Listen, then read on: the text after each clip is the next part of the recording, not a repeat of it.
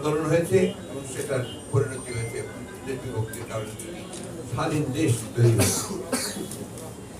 আবার সেই গণতন্ত্রের সংগ্রামের জন্য দীর্ঘকাল সংগ্রাম করার পরে 1971 সালে একটা যুদ্ধের মধ্য দিয়ে গণতন্ত্রের মূল চেতনাকে সামনে রেখে আমরা স্বাধীনতা অর্জন করেছিলাম।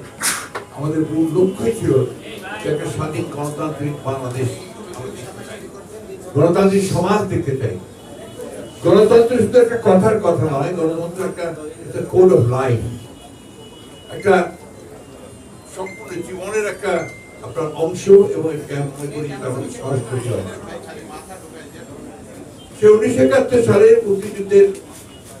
যুদ্ধের মধ্যে দিয়ে অগণিত প্রাণ বিসর্জনের মধ্যে দিয়ে যখন সেই আওয়ামী লীগ যখন সরকারে এসেছে, আসার পরে তারা সেই গণতন্ত্রকে হত্যা করে এবং সেই গণতন্ত্রকে হত্যা করার পরে তারা একদলীয় শাসন বাকশাল প্রতিষ্ঠা করে। ইতিহাসে আমি যেতে চাই না। তারপরে 1975 সালে রাজনৈতিক পট পরিবর্তনের পরে শহীদ প্রেসিডেন্ট জিয়া রহমান, যিনি তখন একজন সেনাবাহিনীর অধিনায়ক ছিলেন, যার ঘোষণার মধ্য দিয়ে 1971 সালে আমরা স্বাধীনতা যুদ্ধ করেছিলাম, তিনি রাষ্ট্র পরিচালকের দায়িত্বে আসার পরে তিনি সেই গণতন্ত্রকে প্রাতিষ্ঠানিক রূপ দেওয়ার কাজ শুরু করেন। একদলীয় শাসন ব্যবস্থা থেকে তিনি বহুদলীয় গণতন্ত্রে আসেন এবং গণতন্ত্রের সুবাতাস বইতে শুরু করেন। তিনি সংবাদ মাধ্যমকে মুক্ত করে দেন, মানুষের যে গণতন্ত্রের অধিকার, মৌলিক অধিকারগুলোকে সেগুলোকে প্রতিষ্ঠা করার কাজ শুরু করেন।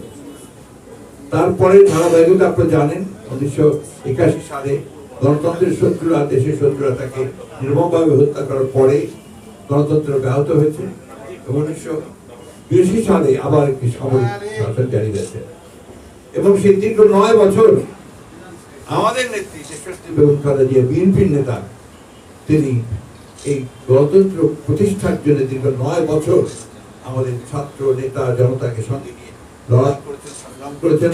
তখনও অসংখ্য প্রাণ গেছে, ত্যাগ স্বীকার করতে হয়েছে। যে 1990 সালে আবার একটি ছাত্র গণ অভ্যুত্থানের মধ্য দিয়ে দেশে গণতন্ত্র প্রতিষ্ঠিত হয়েছে।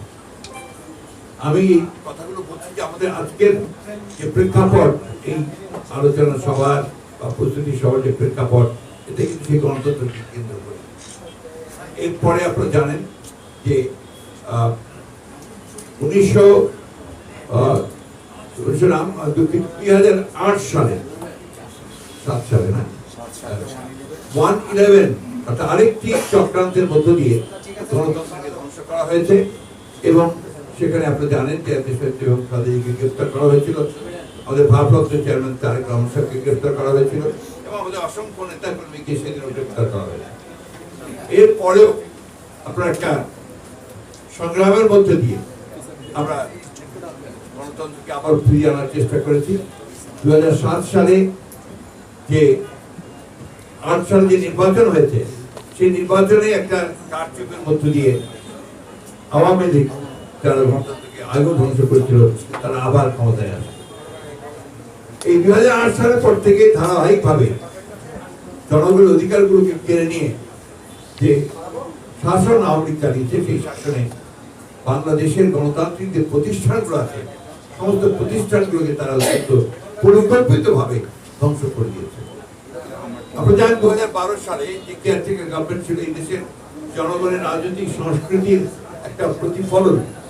নির্বাচনকালীন সময়ে একটি নিরপেক্ষ সরকার থাকবে, সেটাকেও তারা বাতিল করে দিয়েছিল একতরফাভাবে। এইভাবেই গণতন্ত্রের সমস্ত প্রতিষ্ঠানগুলোকে তারা ধ্বংস করে দিয়ে মূলত একটা একদলীয় শাসন ব্যবস্থা, ফ্যাসিবাদ প্রতিষ্ঠা করে। এর বিরুদ্ধে আমরা দীর্ঘ লড়াই করেছি, সংগ্রাম করেছি। আমাদের প্রায় 800 মতো নেতা কর্মী তারা গুম হয়ে গিয়েছে, কয়েক হাজার নেতা কর্মী তারা খুন হয়েছে, নিহত হয়েছে। আমাদের নেতা কর্মীদের বিরুদ্ধে প্রায় 60 লক্ষ মানুষকে আসামি করে 1.5 লক্ষ মামলা করা হয়েছে। এই দীর্ঘকালীন সময়ে মামলা, আপনার এরপরে নির্যাতন, নিপীড়ন।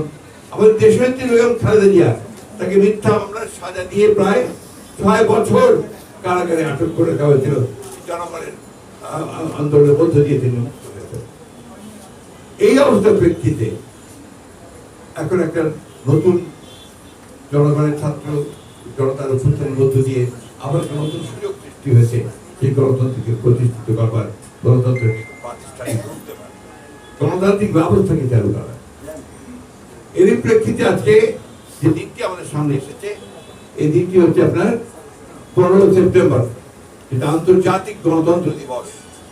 এই আন্তর্জাতিক গণতন্ত্র দিবসকে এই জন্যই আমার জাতীয়তাবাদী দল স্ট্যান্ডিং কমিটি সিদ্ধান্ত হয়েছে যে আমরা এটাকে অত্যন্ত গুরুত্ব সহকারে গণতন্ত্রকে প্রাতিষ্ঠানিক রূপ দেওয়ার জন্য আমরা এটাকে গুরুত্ব সহকারে পালন করি। সেই কারণে আমরা দুদিনের কর্মসূচি নিয়েছি। 14 তারিখে আমাদের 3:30টায়, বিকাল 3:30টায় শহীদ মিনারে একটি সমাবেশ অনুষ্ঠিত হবে। এই সমাবেশটি হবে এই 14-15 বছরে যারা গণতন্ত্রের আন্দোলন করতে গিয়ে শহীদ হয়েছেন অথবা পঙ্গু হয়েছেন, নির্যাতিত হয়েছেন, তাদের আত্মীয় স্বজন বা তাদেরকে নিয়ে এসে আপনার একটা সমাবেশ করা হবে। এবং সেই সমাবেশে বিভিন্ন সাংস্কৃতিক কর্মকাণ্ড থাকবে, আপনার সঙ্গীত থাকবে, এখানে নাটক থাকবে, এখানে বিভিন্ন রকমের যে আবৃত্তি বা কবিতা পাঠ করা হবে। এটা 14 তারিখে। 15 তারিখে আমরা আমাদের কেন্দ্রীয় অফিসের সামনে অর্থাৎ নয়াপল্টনের এখানে আমরা একটা সমাবেশ করবো। এই সমাবেশটা হচ্ছে গণতন্ত্রকে প্রাতিষ্ঠানিক রূপ দেবার সমাবেশ। অর্থাৎ এখন আমরা যে ক্যাপ্টেন